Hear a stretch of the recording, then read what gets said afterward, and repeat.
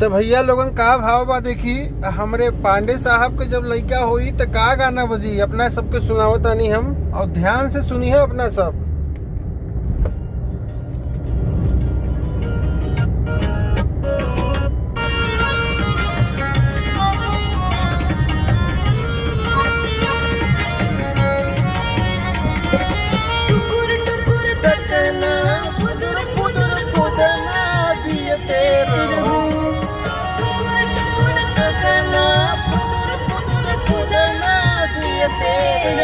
भौजी तोर दूध पियाना जियते रहो, भौजी तोर दूध पियाना जियते रहो।